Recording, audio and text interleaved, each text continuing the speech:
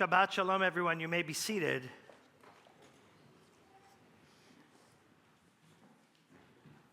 This past Thursday evening, Dory and I unexpectedly fell into tickets to see the fantastic Jewish comedian Modi at Radio City Music Hall. It's our, second, third time we've seen him. He was so funny. He had great bits, some that catered to all audiences, some that were geared to Jews in particular. He did this one bit about food, and I've learned that you can't replicate jokes that other comedians tell, so I'm not going to try. But he made this one joke, and what are jokes? They're observations about reality that indeed are quite funny. And I started thinking very seriously about what he said in a philosophical way and unpacking it. So first of all, if you get a chance, he has another show, because his first one sold out at Radio City. I believe it's on the 30th, and there's still seats available. Well worth it. He's a great Jewish influencer. And secondly, I'm not going to ruin any of the jokes here by telling you what he talked about, but he spent a significant amount of time doing a bit about Jewish food and what makes Jewish food. And he said, if you ask me what's Jewish food and kosher restaurant, a kosher restaurant is the Second Avenue Deli. That's a kosher restaurant, he said. Because you walk into the Second Avenue Deli, and that's what Judaism smells like as soon as you walk in. You can smell all of the cholesterol. You could smell the latkes in the fryer. You can see the rolled cabbage in the display. As soon as you sit down, there are pickles and coleslaw coming your way with a healthy side of attitude given to you by the waiter or waitress. He said, that is what a kosher restaurant is to me. But recently, he was asked to go to a kosher restaurant, and I think he was describing the very restaurant that Dory and I had gone to maybe a month or two ago before Passover. But the kid's gone. It's like we're dating all over again. Right? You don't have to be home at a certain hour. You don't have to run them to any sports practices. You don't have to sit around the table. And we just whimsically said, let's go out to eat in the city. And we Googled some kosher restaurants we'd never been to, and we went to this new place called Tabernacle. It's a great name for a kosher restaurant. And it's down in the Garment District, and we were lucky enough to fit a reservation in at the last minute. We had to go a little earlier than usual, and we walk in, and this restaurant was stunning. Beautiful, beautiful decor. The people who worked there, everyone from the maitre d' to the people who walked you to your seats, they had a sommelier, the waiters and waitress, top shelf, impeccable dress. They spoke so clearly. They knew about what they were offering, and the menu for a kosher restaurant was exquisite. First of all, they had kosher Wagyu. And as a serious foodie, I've never seen that in my life. Of course, I was going to order that. They had wines that were kosher from all over the world, and just delicious, delicious food. This was top shelf. This is something I would imagine that if I were, let's just say, in some corporate world, and I worked with a lot of people who weren't Jewish, and I needed to bring them out to a dinner, either with my partners or to try and earn the business, you could take them to a restaurant like this, you could eat freely, and you could be proud of what it means to be Jewish and kosher. It had a very different feel than the Second Avenue Deli. Now, when the bill came, I had to refinance my house very quickly. It was painfully expensive, but worth the opportunity to eat like that. And his joke that Modi made, it got me thinking philosophically, what is a real and authentic kosher restaurant? Is it the Second Avenue Deli? Or is it Tabernacle, this fancy, expensive Wagyu beef serving place? What constitutes kosher that way? And then I started thinking about Israel, and food in particular in Israel, which I know a thing or two about. In fact, I even developed my own website talking about food in Israel.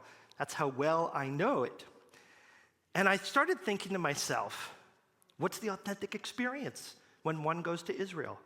Is it naming the very best falafel and shawarma joint that will slip on the hummus and the tahina, and you can taste the lipitor you're going to need in every bite? Is that what Israel is? Or is Israel going to one of these restaurants like Jocko's, which is really upscale, with an avant-garde, fusion-like menu, a little bit more detailed?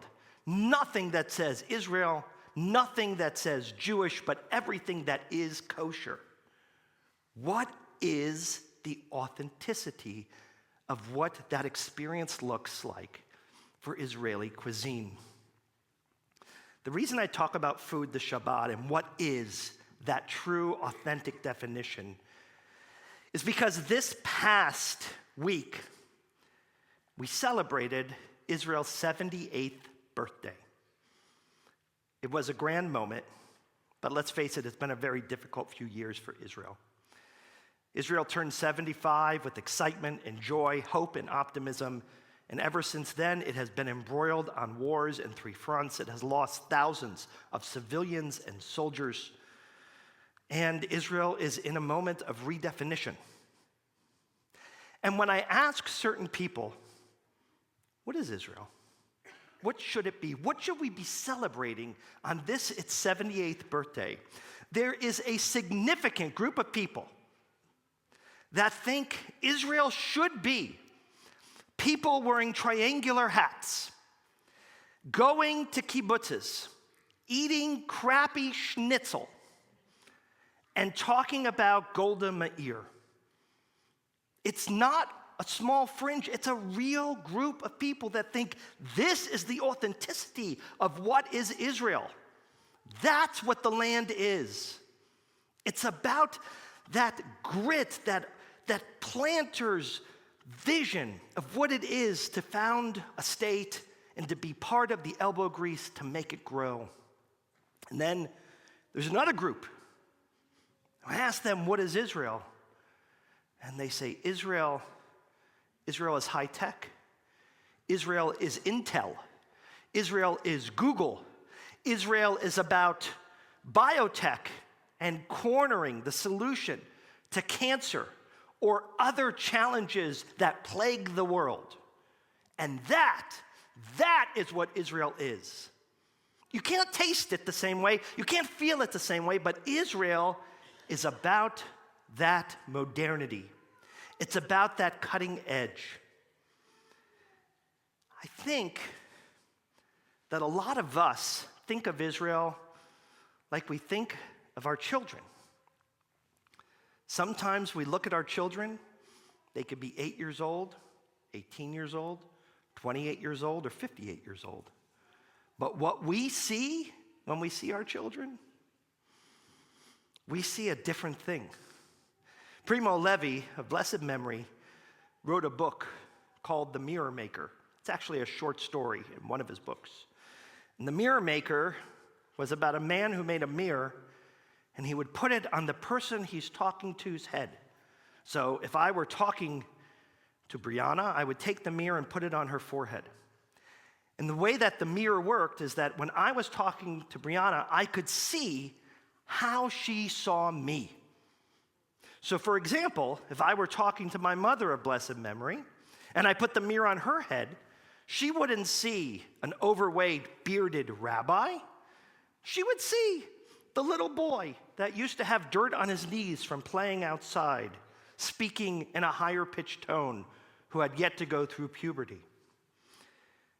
And the Mirror Maker story tells us that no matter what evolution we go through, we still have a lens through which we see the world and through which we see those things that we are in connection with.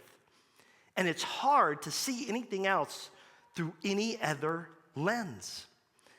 And I think one of the greatest challenges we are all having, those of us who are Zionists and care deeply about the state of Israel, we're having a problem in getting some type of unified vision of what that country looks like when we put a mirror on its head. Because for a gaggle of us, it's about those triangular hats, picking oranges, riding camels on a kibbutz. And for a new group of us, it's about the army and young soldiers.